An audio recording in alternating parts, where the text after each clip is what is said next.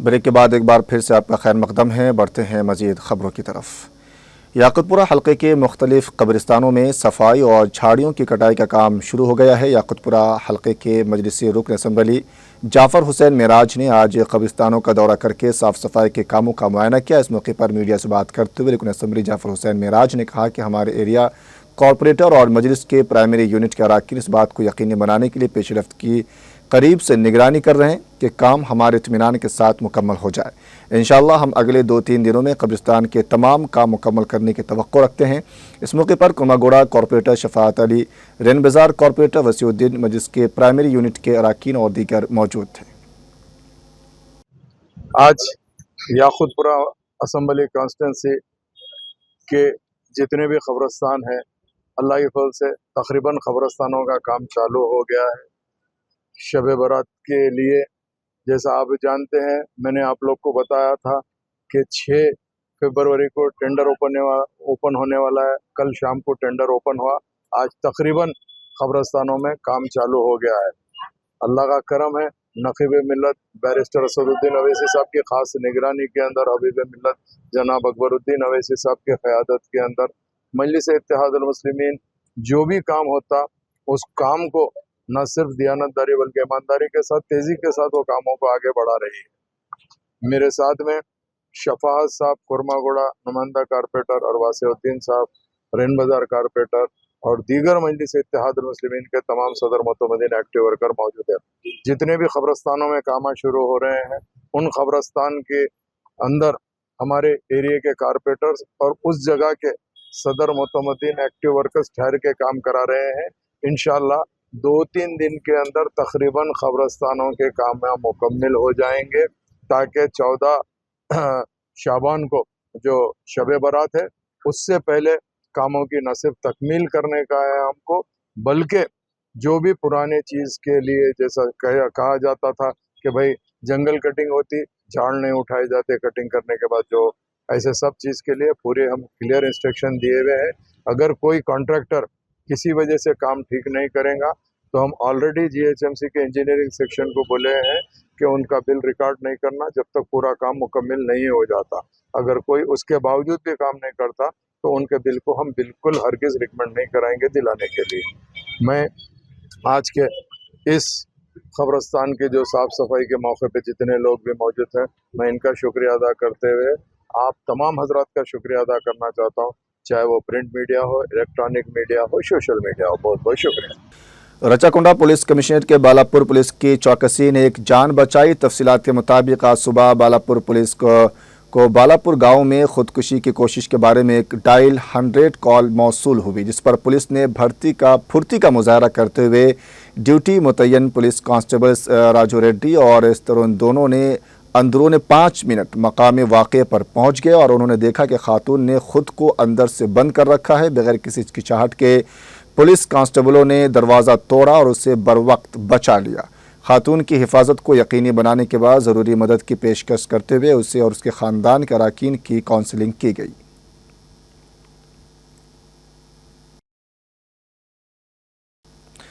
BRS कायद कार्तिक रेड्डी ने रंगारेड्डी जिले के राजेंद्र नगर में एक मीडिया कॉन्फ्रेंस का एहतमाम किया। इस मौके पर मीडिया से बात करते हुए कार्तिक रेड्डी ने कहा कि बहुत जल्द ज़िमनी इंतखाबात होने वाले हैं और वो राजेंद्र नगर हल्के से इंतखाब लड़ेंगे। उन्होंने राजेंद्र नगर हल्के में BRS के दौरे हुकूमत में अंजाम दिए गए तरक्याती कामों का तस्करा करते हुए कहा कि BRS ने अपने दौर में इस हल्के को बेमिसाल तरक्की दी। उन्होंने कहा कि तेलंगाना में 10 असम्बली नशिस्तों पर ज़िमनी इंतखाबात होने वाले हैं, जिनमें BRS को भारी अक्सरियत से कामयाबी हासिल होगी।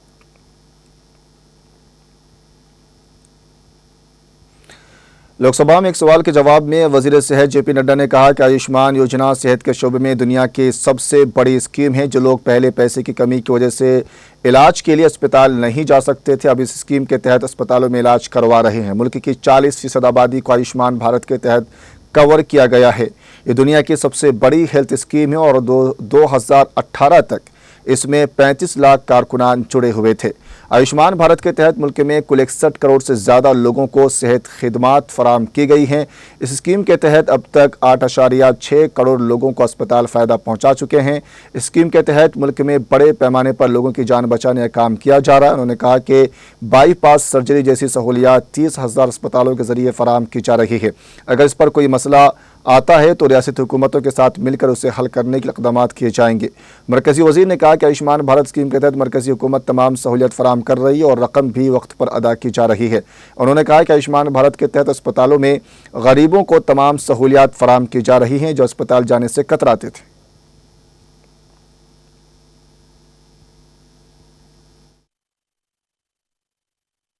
पहली बात तो ये है कि मैं माननीय सदस्य ने जो प्रश्न किया उससे ऐसी ध्वनि हाउस में आई कि जैसे ट्राइबल एरियाज में मैटरनल विषयों पर और एंटीनेटल चेकअप्स पर विशेष ध्यान नहीं दिया जा रहा है।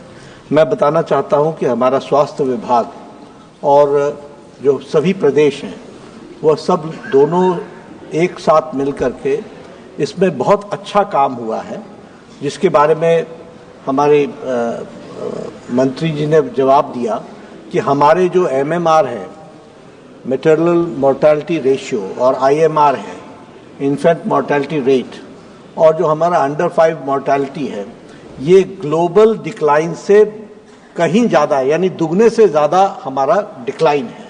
और ये मल्टी इंटरवेंशंस के कारण ये हम कर पाए हैं।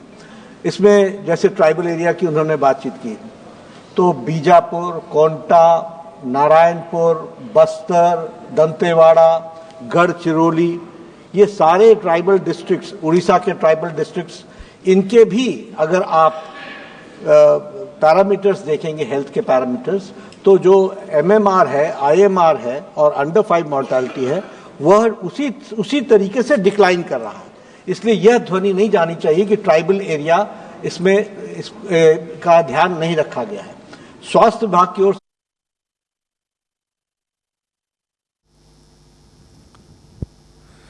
हुकूमत ने कहा है कि वो अद्वियाती पौधों को फ़रोग़ देने और उनके तहफ़्फ़ुज़ के लिए मुसलसल काम कर रही है और मुल्क के साथ साथ बैरून मुल्क भी इसके फ़रोग़ पर तवज्जो दी जा रही है। लोकसभा में एक ज़मीनी सवाल के जवाब में आयुष के वज़ीर प्रताप राव गणपत राव ने कहा कि मोदी हुकूमत के आने के बाद आयुष की वजारत बनाई गई और हुकूमत ने अद्वियाती पौधों के फ़रोग़ के लिए 5 ममालिक के साथ मुआहदा किया है।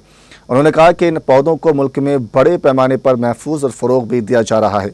हुकूमत की कोशिश है कि मुआहदे के मुताबिक बैरूनी ममालिक में भी इन पौधों की काश्त को फ़रोग़ दिया जाए। उन्होंने कहा कि मुल्क से तकरीबन 4000 अद्वियाती पौधे बरामद किए जा रहे हैं। अध्यक्ष महोदय, मेडिकल प्लांट एक्सपोर्ट का डेटा आयुष मंत्रालय संकलित नहीं करता है, बल्कि DGFT इसको संकलित करता है और उनके पास ही वो रहता है। लेकिन उनके अनुमान के अनुसार लगभग 4000 करोड़ का मेडिसिन प्लांट का नियमित निर्यात है। अध्यक्ष महोदय, हमारे प्रधानमंत्री आदरणीय नरेंद्र मोदी जी के नेतृत्व में जब से 2014 से आयुष मंत्रालय का निर्माण किया गया, जब से ये मेडिसिन प्लांट का जो भी हम एक्सपोर्ट करते थे उसमें 17 से 18% से उसमें वृद्धि वहाँ पर आई है और इस मेडिसिन प्लांट लगभग बहुत सारे देशों में भी वहाँ पर हम एक्सपोर्ट करते हैं। Honourable member supplementary. मेरा दूसरा प्रश्न है, the details of any collaborations और पार्टनरशिप विद इंटरनेशनल।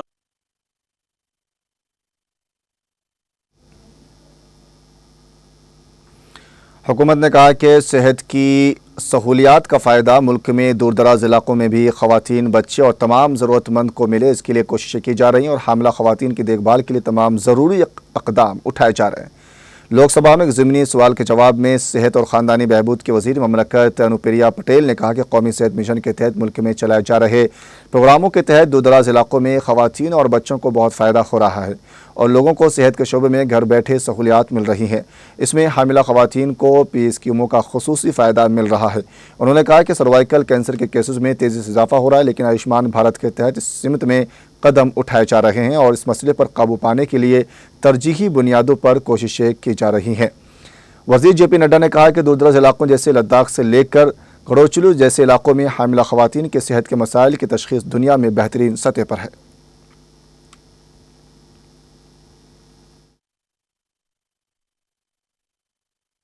महोदय, आपके माध्यम से सबसे पहले तो मैं माननीय सदस्य को और इस सदन को ये सूचित करना चाहती हूँ कि जहाँ तक MMR का विषय है और IMR का विषय है, भारत ने दुनिया के तुलना में बहुत बेहतरीन प्रगति की है।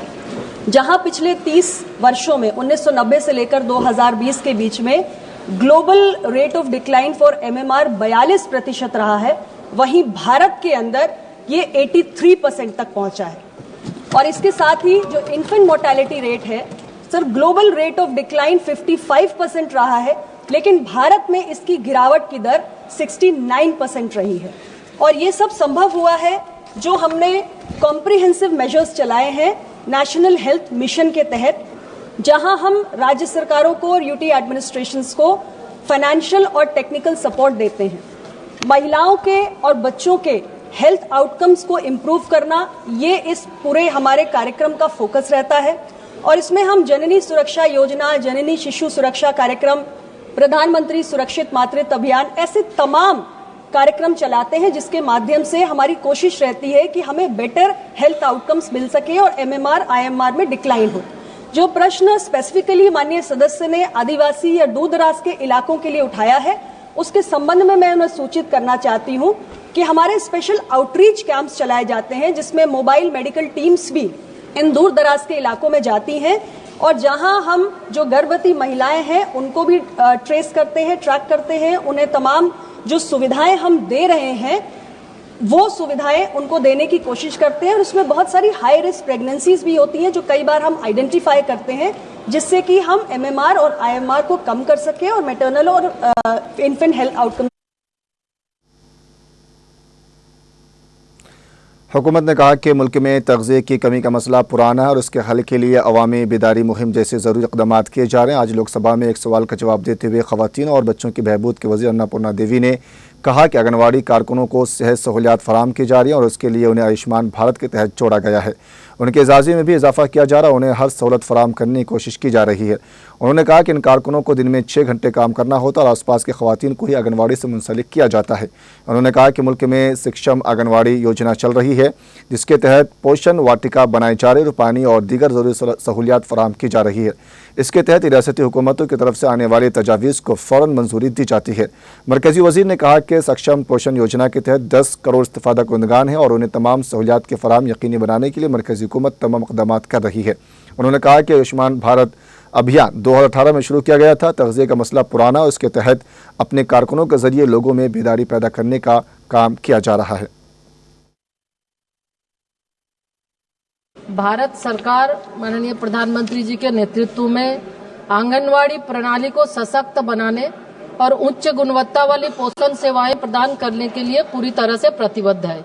इसी के तहत हम सुपोषित भारत, विकसित भारत के संकल्प को सिद्धि तक पहुंचाने के लिए आवश्यक कदम भी उठा रहे हैं। और खास तौर पे अगर हम देखें, कुपोषण की बात आपने की, 2018 में पोषण अभियान का आरंभ किया गया और ये मिशन सक्षम आंगनवाड़ी पोषण 2.0 के अंतर्गत आता है, जिसके तहत लगभग 14 लाख आंगनवाड़ी केंद्र, जिसके तहत हम जो कुपोषण है ये एक दिन का नहीं, ये कई ऐसे इसके लिए हमें हस्तक्षेप करने पड़ते हैं तभी ये ठीक हो सकता है।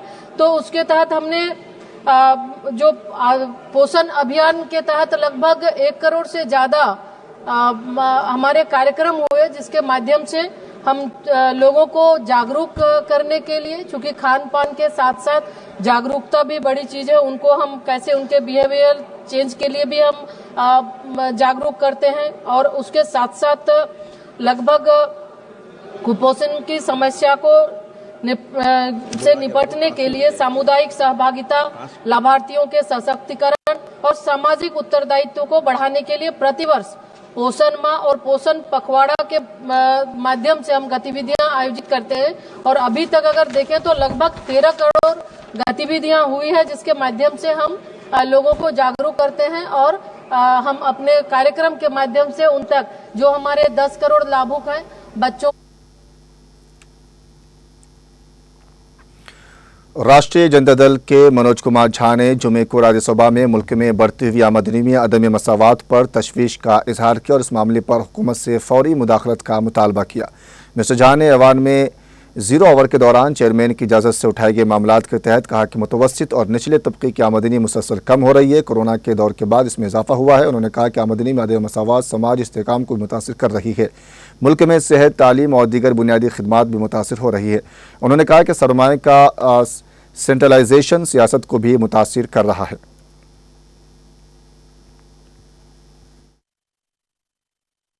शुक्रिया माननीय वाइस चेयरमैन साहब, बेहद खुशी की बात है। धन्यवाद आपका कि ये मौका मिला और धन्यवाद इसलिए भी कि माननीय वित्त मंत्री भी हमारे समक्ष मौजूद हैं। ये अगर मैं सदन में बीते कुछ वर्षों में इस प्रश्न को हमने लगातार उठाया है और ये प्रश्न महोदय सिर्फ मेरा नहीं है। आय की असमानता हमारे जीवन के कई पहलुओं को प्रभावित कर रही है। खास तौर पर अगर मैं कहूं कि अरबपति खरबपतियों की संख्या में बढ़ोतरी हो रही है, उससे कोई गुरेज नहीं है, लेकिन उसके ठीक बरक्स जो शार्प डिक्लाइन है middle income group, lower income group और खास करके जो असंगठित क्षेत्र का मामला है, तो महोदय मेरा सिर्फ आपके माध्यम से अपनी सरकार से ये भी कहना है कि कोविड के पश्चात इस प्रक्रिया में और भी तेजी आई है। आय के असमान वितरण के प्रश्न पर एक जो शेप है इकोनॉमी का, उसमें एक प्रभु वर्ग जिसे हम एलीट कहते हैं, प्रभु वर्ग की आय में बेतहाशा बढ़ोतरी हुई है। लेकिन उसके अनुपात अगर आप देखें तो एक जो सामान्य हाशिए के समूह है या जो हमारा वर्किंग क्लास है, उसकी आय में लगातार इस प्रकार की गिरावट देखी जा रही है जो चिंता का विषय है। महोदय, आय का असमान वितरण सिर्फ इकोनॉमी को प्रभावित नहीं करता है, बल्कि सोशल स्टेबिलिटी को भी प्रभावित करता है, वो डेमोक्रेसी को भी प्रभावित करता है। क्योंकि सर हम सब कहीं ना कहीं पाते हैं कि जब पूंजी का संकेंद्रण होता है तो पूंजी राजनीति को भी निर्धारित करने लगती है, और राजनीति को जब पूंजी निर्धारित करती है तो मैं समझता हूं उससे निकलना हम सब की सामूहिक जिम्मेवारी है। महोदय, एक और चीज मैं कहना चाहूंगा कि आय के असमान वितरण का स्वास्थ्य जैसे विषयों पर भी असर पड़ता है, शिक्षा पर असर पड़ता है। मैं आगाह करता रहा हूं सदन को सर, माननीय सभापति महोदय, कि अगर हमने इसके लिए कठोर और तात्कालिक फैसले नहीं लिए तो हम एक ज्वालामुखी के ढेर पर बैठे हुए हैं। आखिर में मैं कहूंगा कि आर्टिकल 38 और 39 को, खास करके 39 clause C, that the operation of the economic system does not result in the concentration of wealth and means of production to the common detriment. That's my request to you and to the government.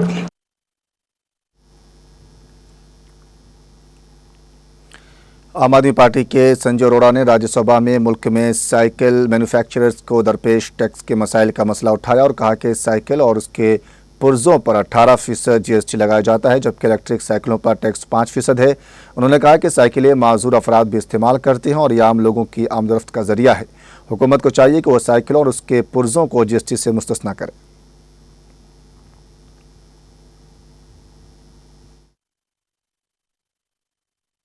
Thank you, Deputy Chairman, sir. I rise to draw the attention of the government towards most healthy, environment-friendly, meant for masses transportation bicycles. The industry is going through some tough times and some issues need to be addressed by concerned ministries at the earliest possible. So, uniform GST on bicycle and bicycle parts. Currently, bicycle parts attract 18% GST, non-electric bicycles attract 12%, and electric bicycles attract 5%.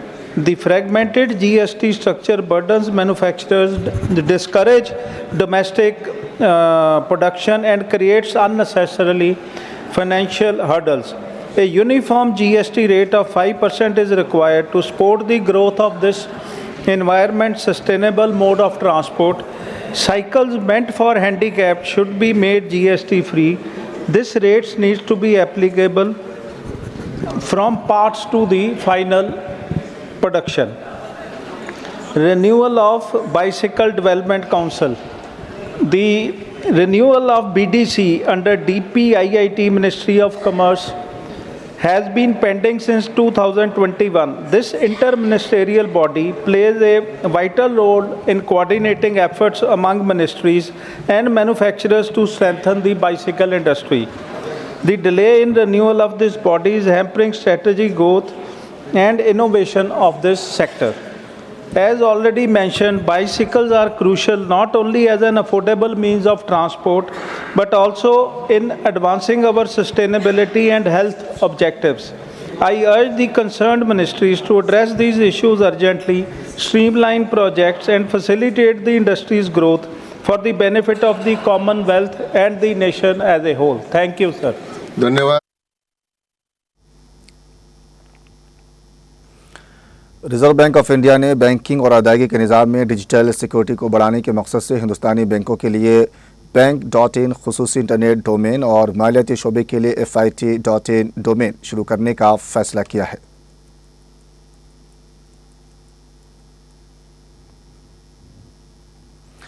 Reserve bank of India के monetary policy committee ने जुमे को तकरीबन 5 सालों में पहली बार repo rate में 25 basis points की कमी करने और मॉनेटरी मौक़िफ़ को गैर जानिबदार रखने का फैसला किया, जिससे होम लोन, कार लोन और दीगर कर्ज़ों के सस्ते होने की उम्मीदें बढ़ गई हैं।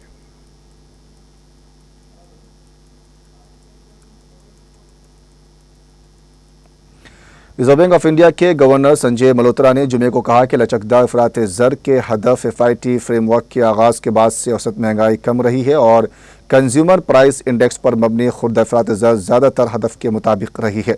मॉनेटरी पॉलिसी कमेटी के 3 रोज़ा इजलास में किए गए फैसलों के बारे में मालूमात फराहम करते हुए मिस्टर मल्होत्रा ने कहा कि कमेटी के फैसले यकीनन मुख्तलिफ शोबों से ताल्लुक़ रखने वाले लोगों के लिए दिलचस्पी का बाइस है, क्योंकि इससे मुल्क के तकरीबन तमाम शहरियों की ज़िंदगी मुतासिर होती है।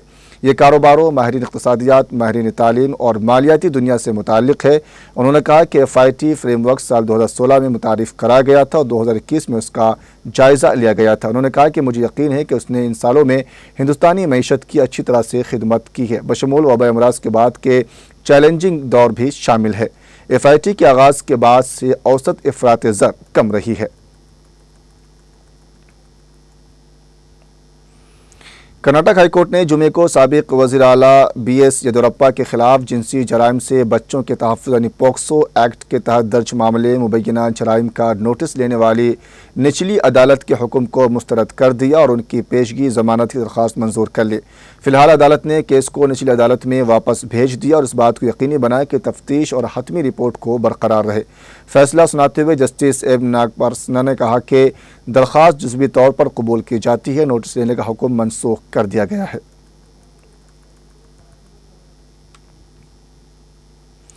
कांग्रेस के साबिक सदर और ऐवान ज़ेरी लोकसभा में अपोजिशन लीडर राहुल गांधी ने महाराष्ट्र असेंबली इंतखाबात में वोटर लिस्ट के साथ छेड़छाड़ का इल्ज़ाम लगाते हुए इलेक्शन कमीशन से महाराष्ट्र में होने वाले लोकसभा और असेंबली इंतखाबात के वोटरों की तफसीली फहरिस्त मांगी है और कहा कि अगर फहरिस्त दस्तयाब नहीं कराई गई तो इस मामले को अदालत में चैलेंज किया जाएगा। जुमे को यहाँ एक प्रेस कॉन्फ्रेंस से खिताब करते हुए मिस्टर गांधी ने कहा कि महाराष्ट्र की वोटर लिस्ट में बड़े पैमाने पर तजाद पाए गए हैं और हमें सेंट्रलाइज्ड लिस्ट नहीं मिलती है, हमें बिल्कुल डिसेंट्रलाइज्ड लिस्ट मिलती है। तो हमें सेंट्रलाइज्ड एक लिस्ट चाहिए और हमें फाइनल लिस्ट चाहिए जिस लिस्ट पे वोटिंग हुई है लोकसभा और विधानसभा की। बड़ा सिंपल सा है, 15 सेकंड में भी ये इलेक्शन कमीशन हमें ये दे सकती है, बट नहीं दे।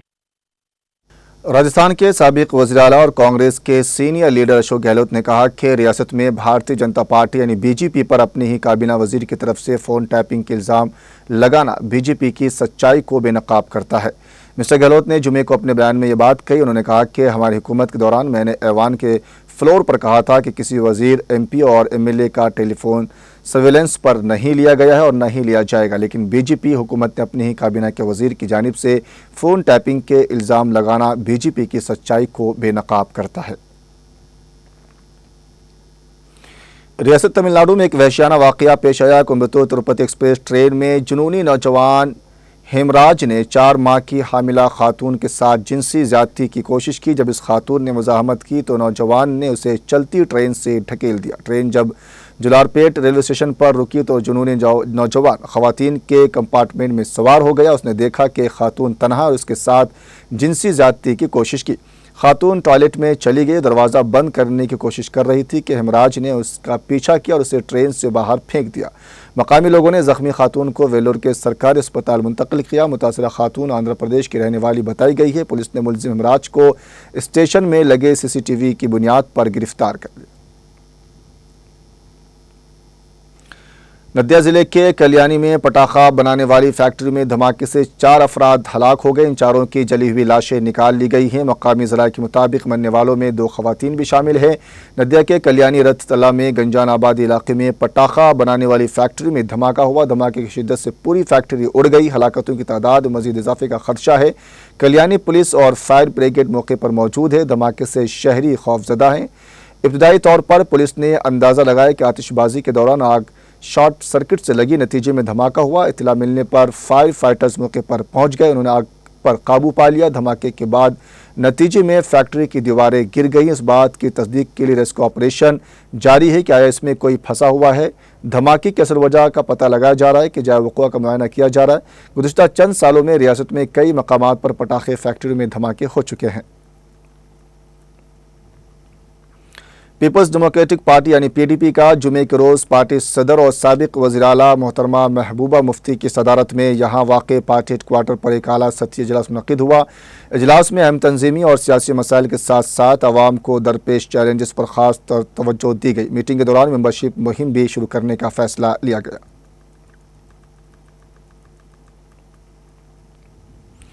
अमेरिकी सदर डोनाल्ड ट्रंप ने जुमेरात को इसराइल समेत अमेरिका उसके इत्तेहादियों पर मज़ालिम के ताल्लुक़ पर बैनुल-अक़वामी फ़ौजदारी अदालत यानी ICC पर पाबंदियाँ आयद करने के एक एग्जीक्यूटिव ऑर्डर पर दस्तखत किए। हुक्मनामे में कहा गया है कि अमेरिका उन लोगों पर ठोस और अहम पाबंदी आयद करेगा जो ICC की खिलाफ वर्जियों के ज़िम्मेदार हैं, जिनमें कुछ पर जायदाद और असासों को मसदूद करने के साथ ही ICC के अफसरान, मुलाजिमीन और एजेंटों और उनके करीबी ख़ानदान के अफराद के लिए अमेरिका में दाखिला मुअत्तल करना भी शामिल हो सकता है।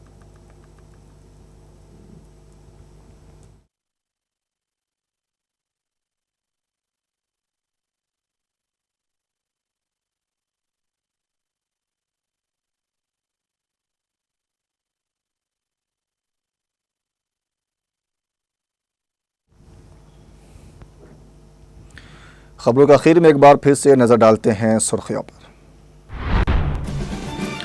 वज़ीर आला रेवंत रेड्डी के खड़गे और वेणुगोपाल से मुलाकात। तेलंगाना में एक मुस्लिम कायद को PCC के कारगुजार सदर बनाने का फैसला।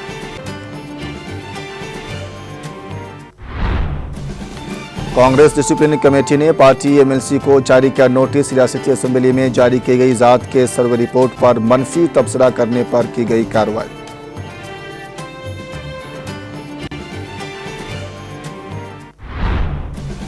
रियासत में BJP के 8 और कांग्रेस के 8 अरकान पार्लियामेंट मसावी है 0 के। अवाम सब कुछ देख रहे हैं। पालमू रंगारेड्डी प्रोजेक्ट को कौमी प्रोजेक्ट के दर्जे की अदम फराहमी पर अफसोस। तेलंगाना के साथ BJP की नाइंसाफ़ी और कांग्रेस की खामोशी पर कानून साज काउंसिल की कविता की शदीद तनकीद।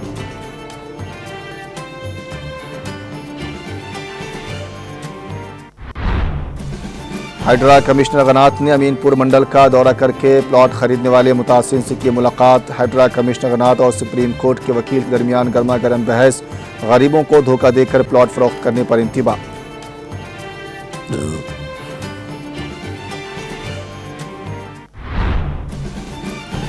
आयुष्मान योजना है दुनिया की सबसे बड़ी सेहत स्कीम। लोकसभा में मरकजी वजीर सेहत JP नड्डा का बयान।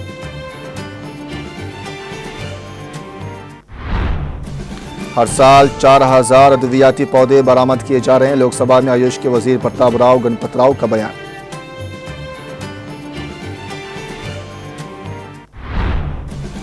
बैंकों के लिए बैंक.in और मालियाती शोबे के लिए FIN.in डोमेन होगा।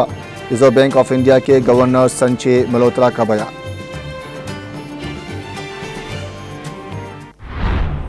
अमेरिका इसराइल के खिलाफ कार्रवाई पर ICC पर की पाबंदी आयद। अमेरिकी सदर डोनाल्ड ट्रंप ने पाबंदी आयद करने के एक एग्जीक्यूटिव ऑर्डर पर किए दस्तखत।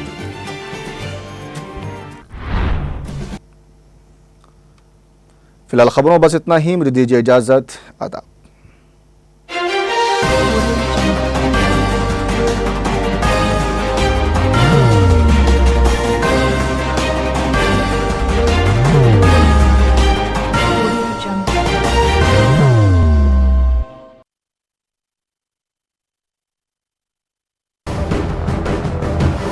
जिंदगी में कितना भी हो मुश्किलों का अंधेरा, रासिक स्टोन से चमकेगा किस्मत का सितारा।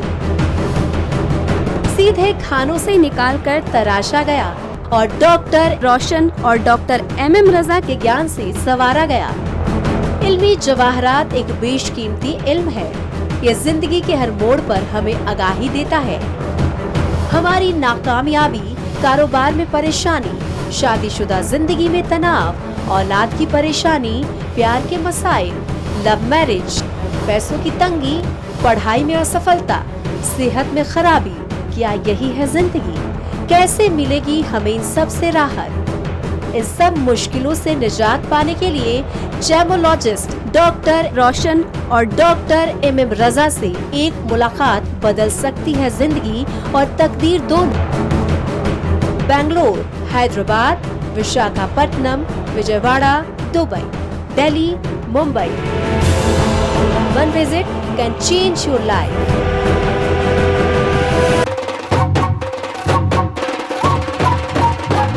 जगमग दिल के तारों में रिश्तों की होगी धुन, सोनिए तू, उपड़िए तू, सबको सुनाने अपने दिल की ट्यून, डार्लिंग दुल्हनिया तुझे। अब रुक मत, ये मोमेंट तेरा है। Be the showstopper, be the showrunner. Show how it's done. Come celebrate the Brides of India with Malabar Gold and Diamonds.